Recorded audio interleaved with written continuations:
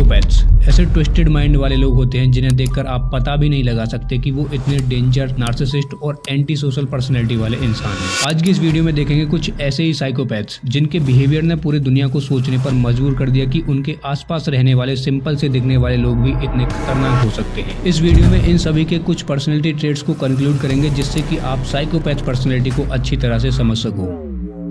Number 1, Ted Bunty.